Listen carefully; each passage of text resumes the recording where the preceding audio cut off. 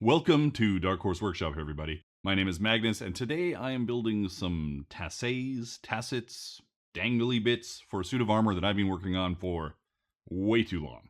Remember that you can get all my patterns and artwork on my website, link in the description down below. You can also get the same patterns and art on the month they're released on my Patreon. It's a ridiculous deal, so go check that out. You owe it to yourself. It seems like only 20% of you are even subscribed to my channel, which is a bit strange, so do yourself and me a favor by hitting the subscribe button and the notification bell so you don't miss any of my future content.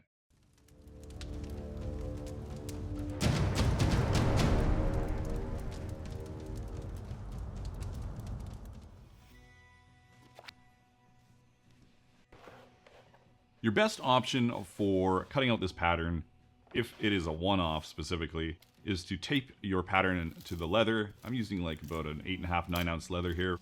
And then you punch all your holes and cut it out. I'm not hand stitching this, so I'm avoiding those holes. I also forgot to punch the holes out first. Whatever, we're moving on. This is an 8.5, 9 ounce piece of leather, so I'm beveling with like a 3/4. Use whatever you feel like using, honestly, whatever works for you. I do tons of leather carving on this channel. There's a lot of great videos. I'll try and remember to put one right here for you guys to go check out more specific, detailed information on leather carving. But it's really not that complicated to do knotwork like I'm doing here. Like a lot of things, the learning process is just patience and doing it instead of, I guess, not doing it.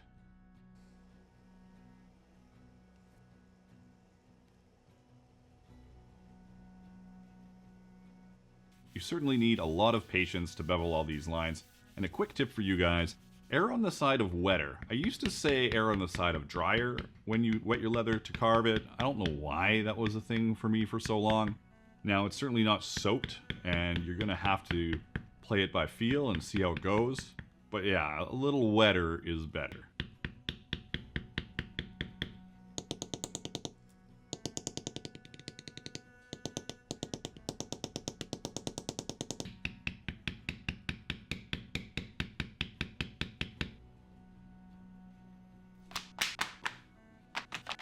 Hey, just a quick heads up, if you're a first-time buyer, you can get 50% off at darkhorseworkshop.com for a limited time.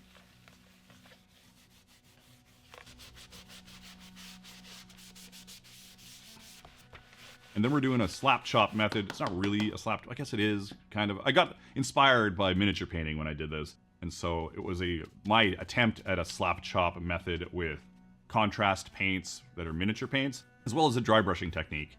So you dry brush gray, you dry brush a little less but white, and then you use contrast paints to bring out all the colors from those dry brushed areas that you want. And so I was doing all the background in red, and that really made it pop. Everything looked really cool, I think.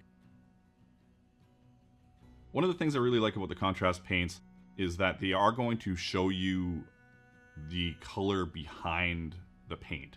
And it makes it work a little more like a dye without running into all of your other parts. It's thick enough that it's going to hold like paint while being translucent or opaque or transparent. Not transparent? Transparent enough that you looks more like a dye to me.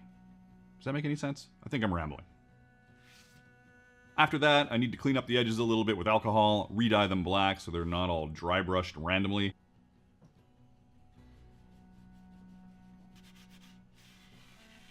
And then we're going to burnish all our edges. I use Tokonol with a cool dauber that I found. You can find that link on my Amazon storefront.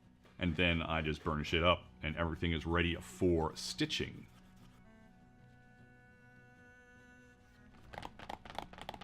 I'm using 50/50 Angelus acrylic matte finish and water with a paint gun.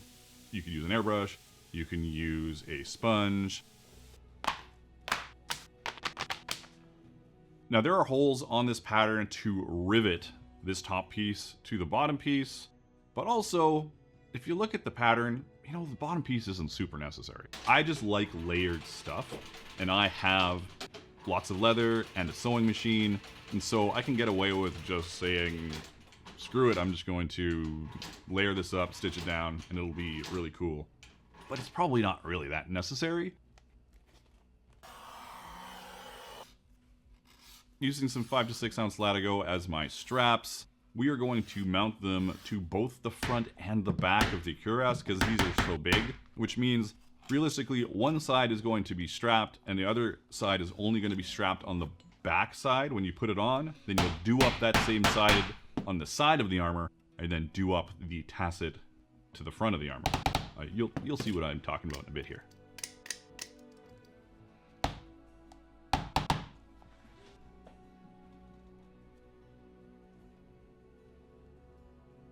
Sorry to interrupt, but for those of you who are looking for tools and supplies, I've got you covered. I've got links to both my Amazon storefront with my personally curated list of tools and supplies, go figure, as well as my link to LONSDALE Leather, my favorite leather supplier, who's got great leather, tools, supplies, and a discount code for you guys.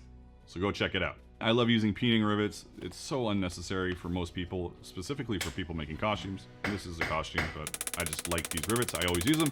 Feel free to use whatever you like and whatever is easy and within reach. Don't overthink it. Just because I'm using these fancy peening rivets does not mean that you have to also use them.